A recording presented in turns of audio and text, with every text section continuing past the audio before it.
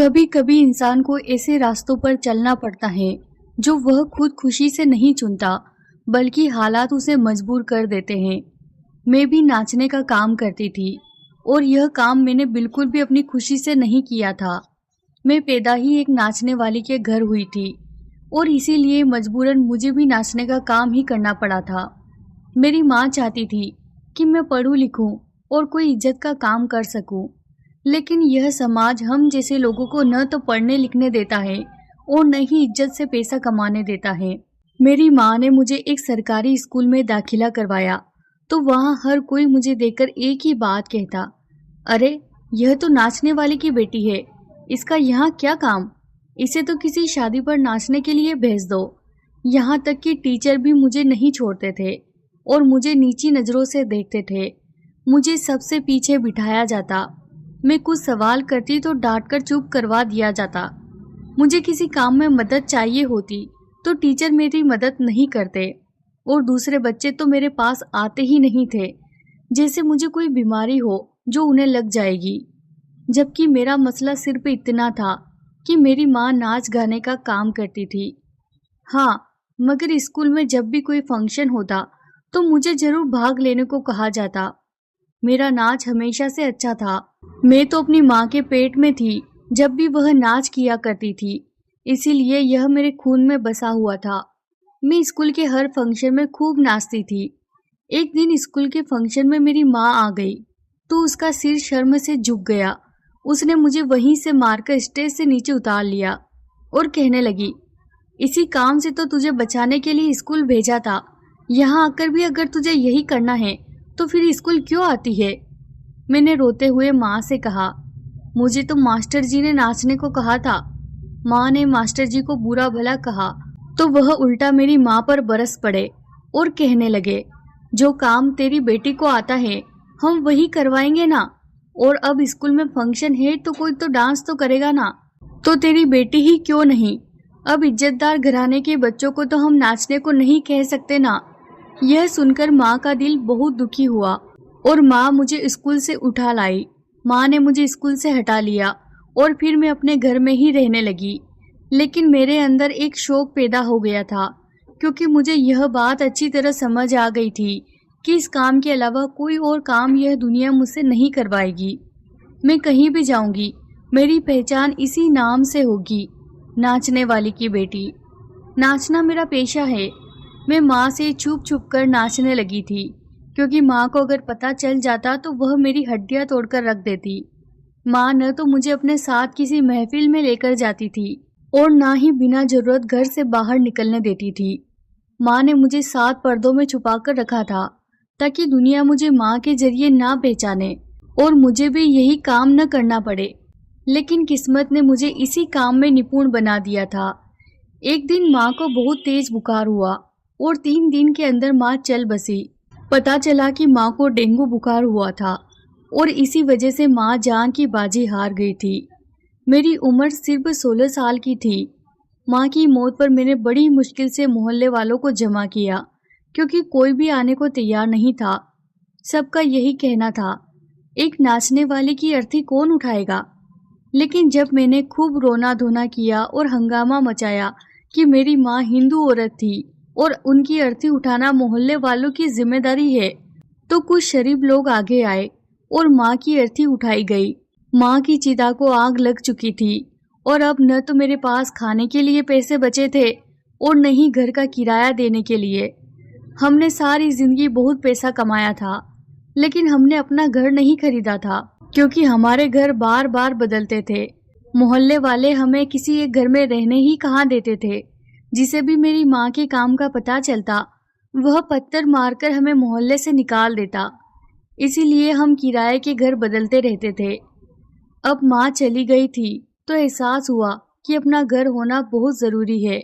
मकान मालिक आकर मेरे सर पर खड़ा हो गया।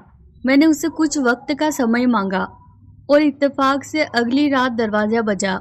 मैंने डरते डरते दरवाजा खोला तो एक आदमी दरवाजे पर खड़ा था। उसकी बड़ी बड़ी मूछें थी। वह बड़ी सी गाड़ी में आया था। मुझे देखकर उसने मेरी माँ के बारे में पूछा। मैंने उसे बताया कि सितारे की मौत हो चुकी है, यह सुनकर उसके चेहरे पर कुछ परेशानी आ गई। फिर वह कहने लगा, उसने तो मुझसे वादा किया था कि वह मेरे बेटे की शादी पर नाचेगी।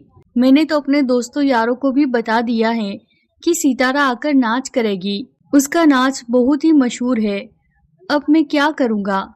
मेरे पास उसके सवाल का कोई जवाब नहीं था। मैं दरवाजा बंद करने लगी तो उसने अचानक ही दरवाजा पकड़ लिया और कहने लगा, तू कौन है?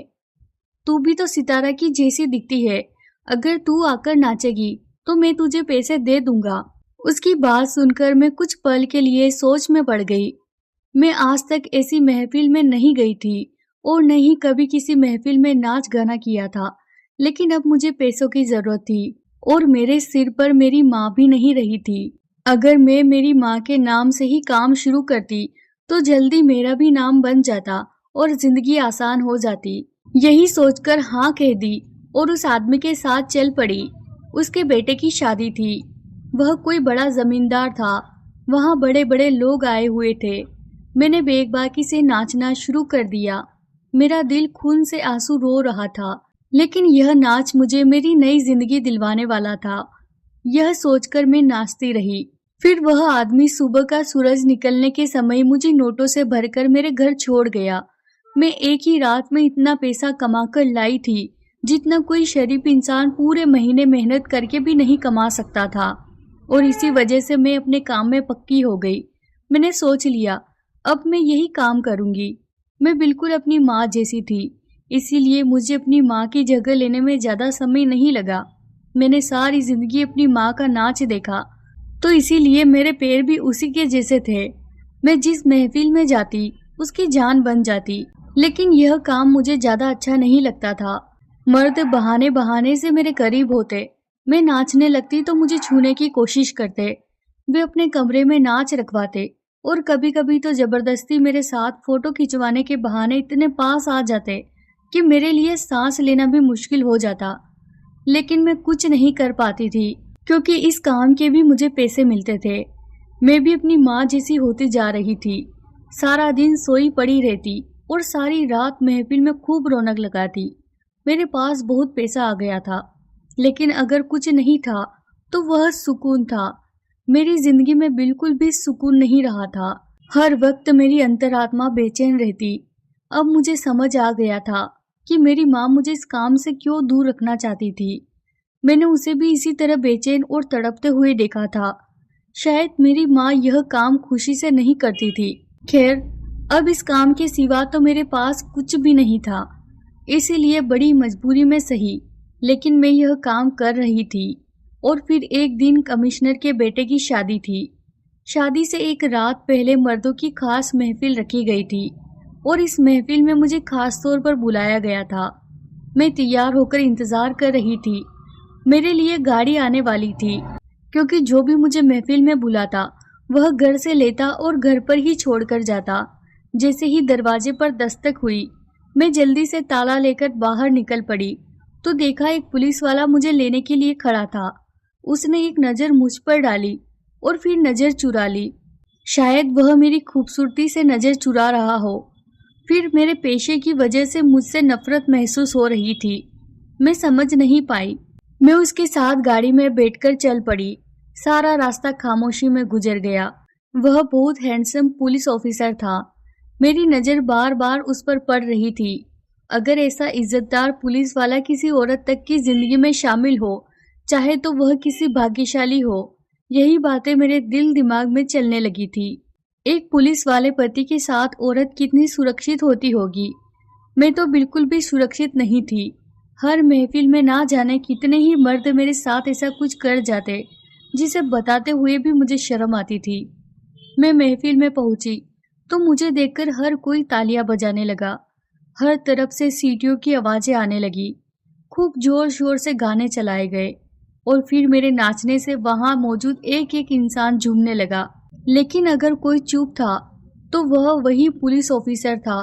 वह काफी दूर खड़ा बस मुझे देख रहा था। ना उसके चेहरे पर खुशी थी, ना जोश। वह बिल्कुल खामोश था। जिस तरह से वह मुझे देख रहा था, ऐसा लग रहा था कि उसे यह सब बिल्कुल पसंद नहीं आ रहा। नाचते नाचते मैंने उसकी तरफ देखा और दिल में उसके लिए इज्जत बढ़ गई। वाकई वह बहुत शरीफ और अच्छा इंसान था। शायद वह अपनी ड्यूटी की वजह से यहाँ मौजूद था, क्योंकि यह कमिश्नर की बेटी की शादी थी, इसीलिए वह सबका हिस्सा था। ऐसे ही सुबह हो गई। फिर वह मुझे छोड़ने के लिए मेरे घर तक लाया। मुझे उतारते हुए उसने कहा, आप खूबसूरत हैं, आपको यह शोभा नहीं देता। उसकी बात सुनकर मैंने शर्मिंदगी से सर झुका लिया और कहा, इसके सिवा ना मुझे कोई काम आता है और ना ही दुनिया मुझे कोई काम करने देती है। मैं घर में दाखिल हो गई थी और वह वापस चला गया। मेरे दिल और दिमाग में उसकी परछाई बैठ गई थी। मैं सोच रही थी कि क्या पता अब मैं कभी उसे देख भी सकूंगी या नहीं। और फिर अगली शाम मेरे दरवाजे पर दस्तक हुई तो मैंने देखा फूलों का गुलदस्ता और एक कीमती उपहार। मैं हैरान हो गई कि यह किसने भेजा है। जब खोलकर देखा तो इसमें एक कार्ड था। हिंदी में लिखा था, इसीलिए मैं थोड़ा बहुत पढ़ सकती थी। उसमें लिखा था, आप पर यह चीज शोभा देती है, लेकिन महफिल में नहीं, तन्हाई में। खुद ब खुद मेरी आंखें भर आई, क्योंकि इन शब्दों ने मुझे बता दिया था कि यह उपहार किसने भेजा है। मेरा दिल खुशी से खिल उठा। ऐसा लग रहा था जैसे मेरी बंजर जिंदगी में बहार आ गई हो। मैंने उसे उठाया।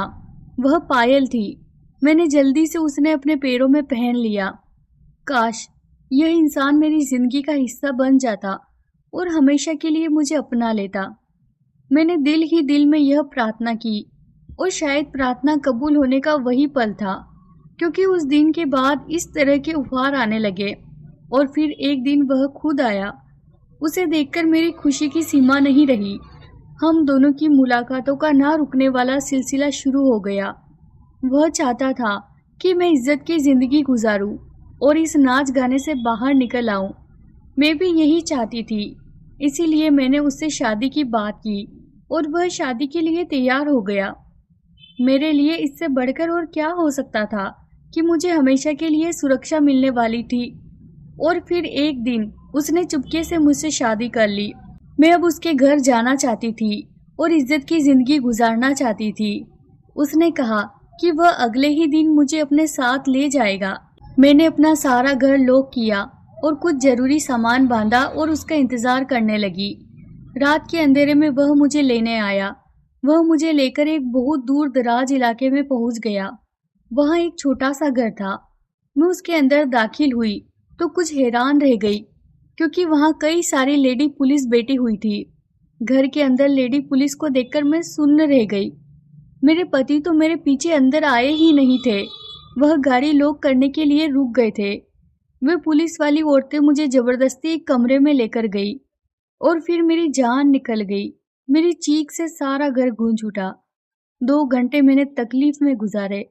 मुझे समझ नहीं आ रहा था कि मेरे साथ ऐसा क्यों हुआ। मैंने तो अपनी खुशी से अपने आप को सुरक्षा देने के लिए पीयूष से शादी की थी, लेकिन न जाने वह कहाँ चला गया था। मुझे इन औरतों के सहारे छोड़ गया था। वो औरतें मुझे टॉर्चर कर रही थी और मुझे ऐसे सवाल पूछ रही थी जिनके जवाब मेरे पास नहीं थे। मैं उनके किसी भी सवाल का जवाब नहीं दे सकी। तो उनमें से एक लेडी इंस्पेक्टर ने किसी को फोन मिलाया और कहने लगी, पीयूष, यह लड़की इतनी सीधी नहीं है। तुम इसे मासूम कह रहे थे। यह जुबान खोलने को तैयार नहीं है। हम इस पर इस तरह का टॉर्चर कर चुके हैं।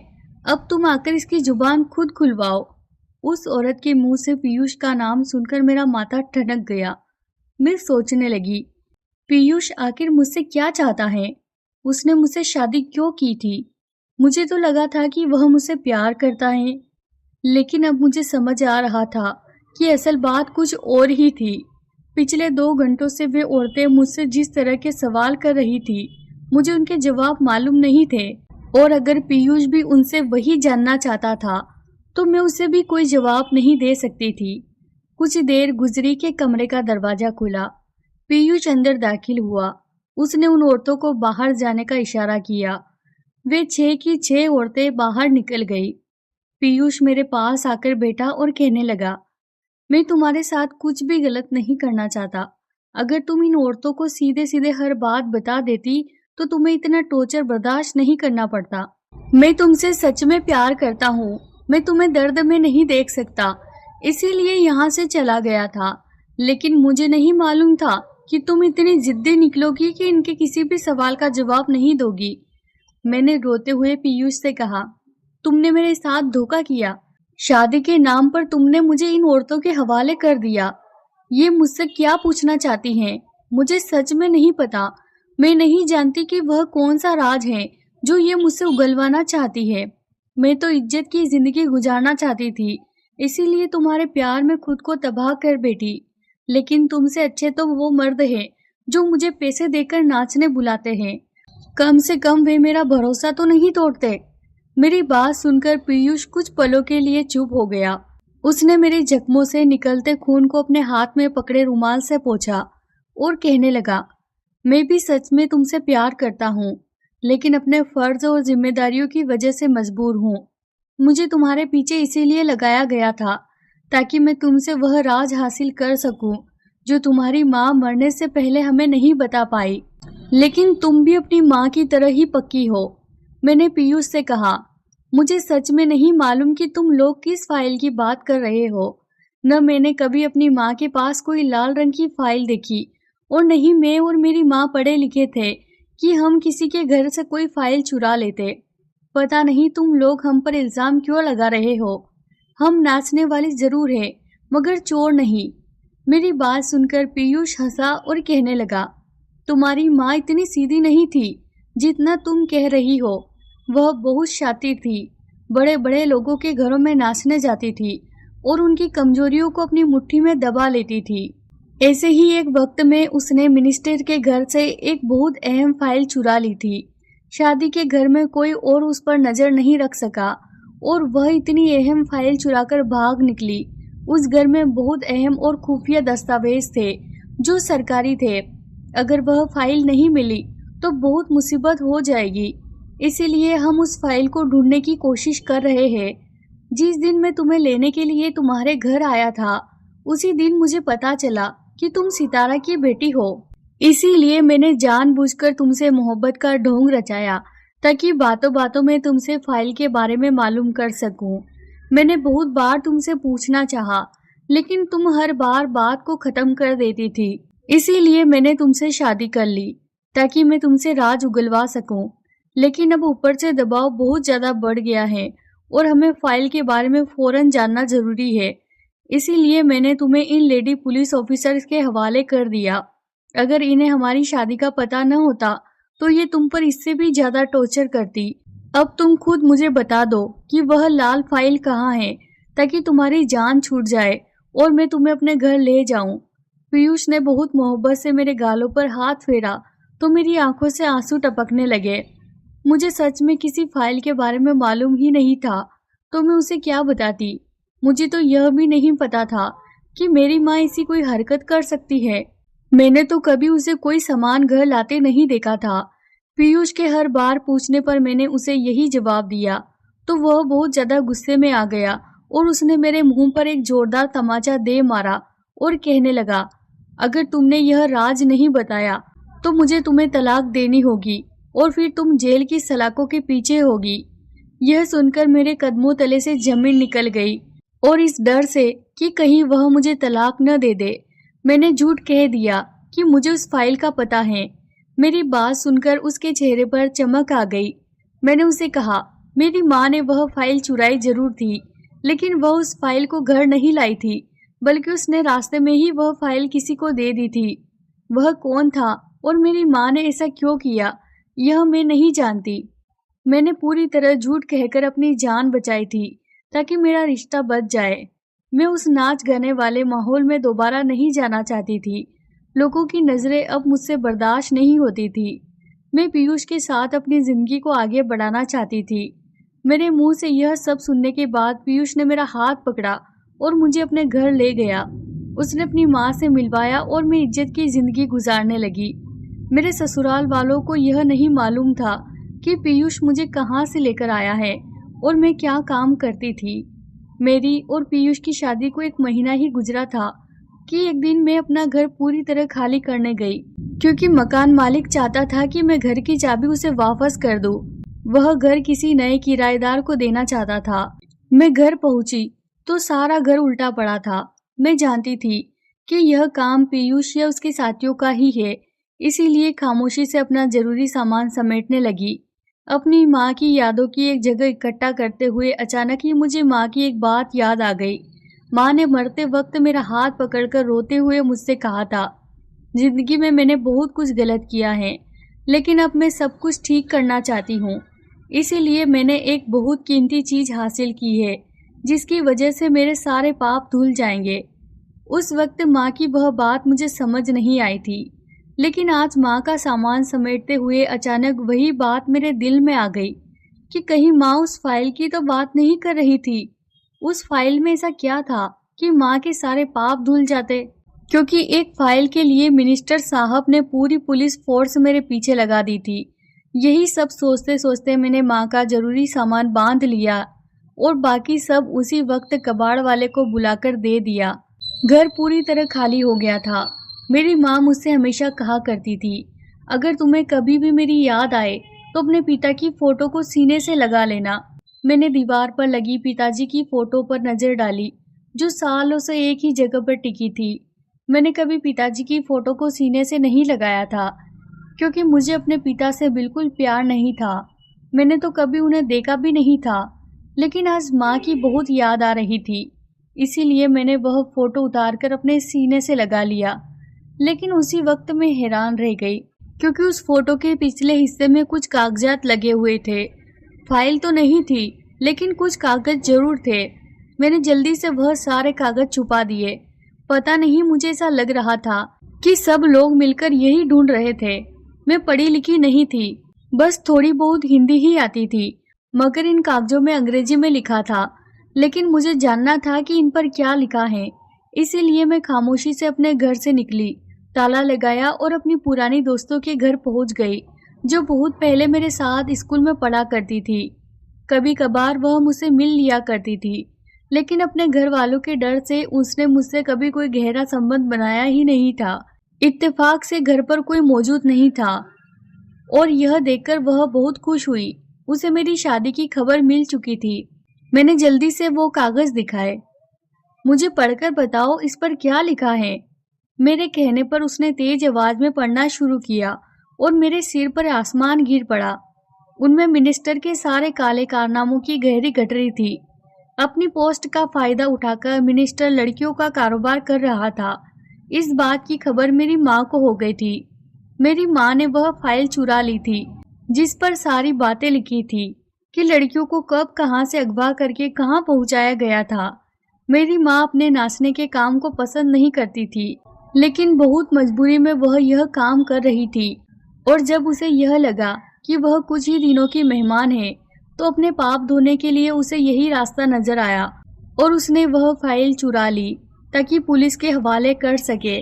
लेकिन इससे पहले ही वह इस दुनिया से चली गई और अब मैं जान गई थी कि अगर यह फाइल पुलिस वालों को मिल जाती तो मिनिस्टर के खिलाफ कार्रवाई नहीं होती, क्योंकि यहाँ कानून सच में ही अंधा था।